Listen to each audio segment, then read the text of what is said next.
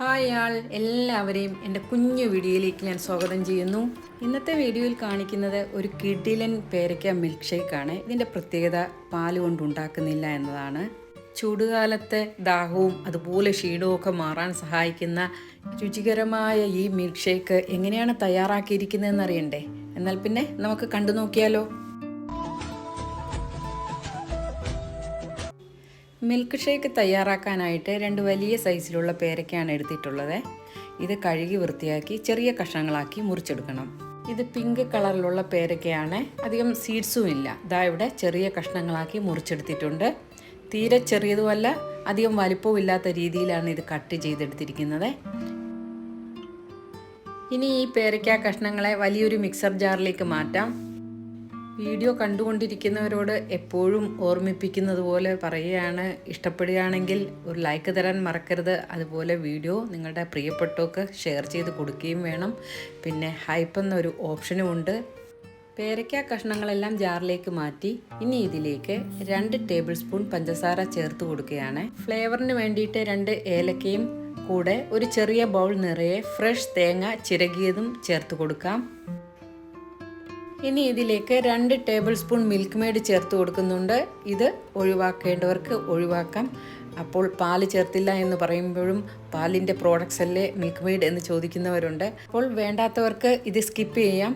ഇതിൽ ചേർത്തിരിക്കുന്ന തേങ്ങയുടെ പാൽ തന്നെ ധാരാളമാണ്. ഇനി ഇതിലേക്ക് 1/2 ഗ്ലാസ് തണുത്ത വെള്ളം ഒഴിച്ച് നന്നായിട്ടൊന്ന് അടിച്ചെടുത്തിട്ട് വരാം. ഇതാ ഇവിടെ നല്ല പേസ്റ്റ് പോലെ അരച്ചെടുത്തിട്ടുണ്ട്. പേരയ്ക്കൊക്കെ പിങ്ക് കളറായതുകൊണ്ടാണ് ഇതേപോലെ കളർ കാണുന്നത്. ഇനി ഇതിനെ അരിച്ചെടുക്കാം. ഞാനിവിടെ 2 പ്രാവശ്യമായിട്ടാണ് അരിച്ചെടുക്കുന്നത്. ഇത് അരിച്ചെടുക്കാനുള്ള കാരണം ഇതിൽ അറിയാതെ കിടക്കുന്ന സീഡ്സും അതുപോലെ തേങ്ങാക്കൊത്തുമൊക്കെ കാണും. മിൽക്ക് ഷേക്ക് കുടിക്കുമ്പോൾ തൊണ്ടയിൽ ഈ കൊത്ത് തട്ടും, അപ്പോൾ നമുക്ക് നല്ല രസമായിട്ട് തോന്നില്ല. ഇതാ ഇവിടെ അരിച്ചെടുത്തപ്പോൾ ഇത്രയും കൊത്ത് ബാക്കി കിട്ടിയിട്ടുണ്ട്. ഇത് വേണമെങ്കിൽ മാറ്റി വെച്ച് ഒരിക്കൽ കൂടെ വെള്ളമൊഴിച്ച് അരിച്ചെടുക്കാവുന്നതാണ്. അപ്പോൾ അടുത്ത പാർട്ടും അരിക്കാൻ വേണ്ടി ഒഴിച്ചു കൊടുക്കുന്നുണ്ട്. അതും ഇതേപോലെ തന്നെ ആക്കിയെടുക്കണം. ഇതാ ഇവിടെ എല്ലാ പേരയ്ക്ക ജ്യൂസും അരിച്ചെടുത്തിട്ടുണ്ട്. ഇത് നല്ല കട്ടിക്കാണ് കിട്ടിയിരിക്കുന്നത്. അപ്പോൾ ഇനി ഇതിലേക്ക് 1-2 ഗ്ലാസ് തണുത്ത വെള്ളം നിങ്ങൾക്ക് എത്രയാണോ കൺസിസ്റ്റൻസി അതിനനുസരിച്ച് ചേർത്ത് കൊടുക്കാവുന്നതാണ്. ഞാനിവിടെ ഇതിനെ ഒരു വലിയൊരു ഗ്ലാസ് ജാറിലേക്ക് മാറ്റുകയാണ്. ഇനി കുറച്ച് ചേരുവകൾ ഇതിലേക്ക് ചേർത്ത് കൊടുക്കണം. ഇവിടെ ഒരു ബൗൾ നിറയെ പേരയ്ക്ക വളരെ തിന്നായിട്ട് കട്ട് ചെയ്തിരിക്കുകയാണ്. ഇതിൻ്റെ കുരുവൊക്കെ നീക്കിയതാണ്. കുരു ഉള്ളത് ഇങ്ങനെ ചേർത്ത് കൊടുക്കരുത്.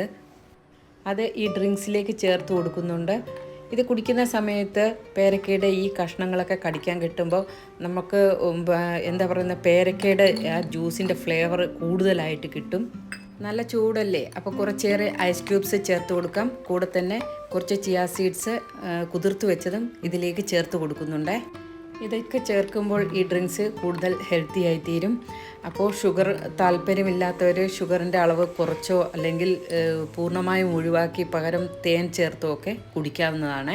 ഇനി ഇത് ഗ്ലാസ്സിലേക്ക് പകർന്ന് 1-2 സ്പൂൺ ചിയാ സീഡ്സ് ഒക്കെ ചേർത്ത് കുടിക്കാവുന്നതാണ്. ചിയാ സീഡ്സ് തന്നെ ചേർക്കണമെന്നില്ല, സബ്ജ സീഡ്സ് വേണമെങ്കിലും ചേർത്ത് കൊടുക്കാം. ഒരുപാട് ഗുണങ്ങളുള്ള ഒരു പഴവർഗ്ഗമാണ് പേരയ്ക്ക. അപ്പോൾ ആ പേരയ്ക്കയിൽ തയ്യാറാക്കുന്ന ജ്യൂസിനും അതേ ഗുണങ്ങളുണ്ടായിരിക്കും. ഇതിൽ ചേർത്തിരിക്കുന്ന ഷുഗറും മിൽക്ക് മെയ്ഡും ഒഴിച്ച് ബാക്കിയെല്ലാം ഹെൽത്തിയാണ്. അപ്പോൾ നിങ്ങളുടെ ഇഷ്ടത്തിനനുസരിച്ച് ഇതുപോലെ തയ്യാറാക്കി നോക്കുക. പിന്നെ പുതിയതായിട്ട് ആരെങ്കിലും എൻ്റെ ചാനൽ സന്ദർശിക്കുന്നുണ്ടെങ്കിൽ, എൻ്റെ വീഡിയോ കാണുന്നുണ്ടെങ്കിൽ നിങ്ങളുടെ സപ്പോർട്ടും പ്രതീക്ഷിക്കുകയാണ്. അപ്പോൾ ഇനിയൊരു പുതിയ വീഡിയോ വരുന്നവരെ എല്ലാവരോടും സ്നേഹത്തോടെ ബൈ.